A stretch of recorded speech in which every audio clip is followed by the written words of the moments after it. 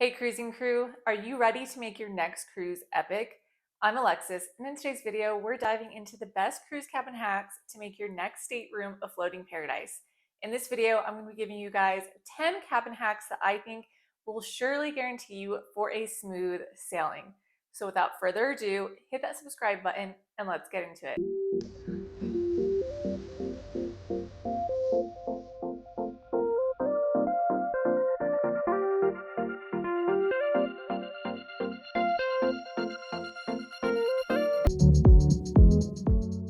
So let's start off with booking the right cabin. So if you have the option to choose where you want to book your cabin, I would highly suggest doing so because you don't want to be stuck in a cabin that ruins your entire cruise.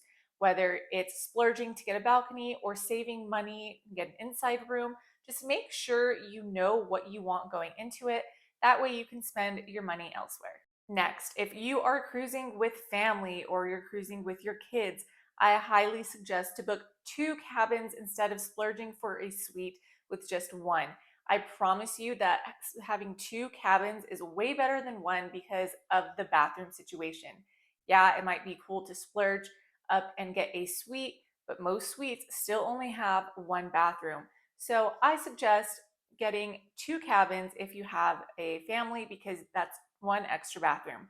I really like Royal Caribbean because they give you the choice to book a conjoining room. And so that has helped us as a family. Kids have their own room, they have their own bathroom, but it's kind of like we still share a room. Now, a lot of the new modern ships that are coming out have a thing where you have to have a card in a slot to make the lights turn on or keep them on. And so a lot of people use their key in it, but it could be frustrating because you need to use your key for something else or you forget it in the room. My suggestion is to just use one of your own personal cards, like a library card or a card that you don't really use often. And that way you can have that in the room all the time, not having to worry about putting your own stateroom key in there. My next tip is to bring magnetic hooks. So some people don't know that the walls on cruise ships are magnetic. So if you bring these magnetic hooks, it helps with putting hats on it, purses. You can even do like shoes, like flip flops or something. You can even get the magnetic hooks that are clips so you can put your short excursions on the wall or your daily planner. This helps with so much space to save. Since these rooms are little, having these clips helps so much. Next is, I think, on the first day to enhance your cruise cabin, meet your stateroom attendant and ask for extra hangers and extra pillows. The extra hangers make sure that you have enough space in your closet. That way you don't have to cram everything into drawers. And having extra pillows is always really nice. Another great way to save room is to always put your suitcase under the bed. So most cruise beds are tall enough to put your suitcase under. And if you do this, it helps with so much more walking space around the cabin and it just makes it feel less cluttered.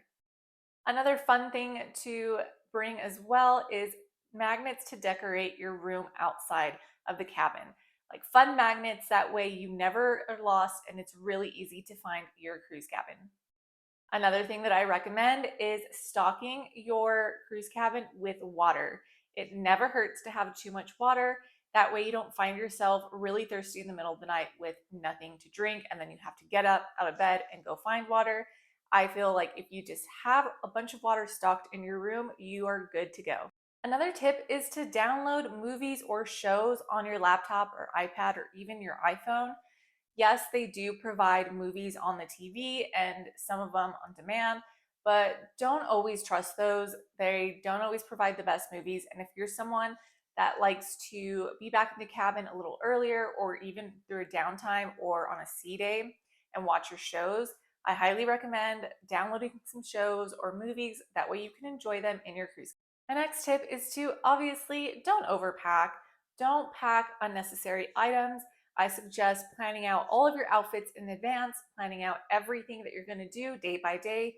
That way you don't have the problem of overpacking. Overpacking can lead to the cabin feeling really stuffy and just overwhelming. So if you just plan out accordingly before your cruise and pack accordingly, I think that will save you so much time and better mental clarity. Well, there you have it, cruising crew. Those are my cruise cabin hacks for you to try on your next cruise. I would love to hear from you guys. Please leave me a comment below on the cruise cabin hacks that I should try or your favorite cruise cabin hacks. Now, if you guys found this video helpful or enjoyed it at all, please give it a thumbs up and don't forget to subscribe so you're always updated with all things cruising and travel. Don't forget to always seize the day, and I'll catch you in the next one.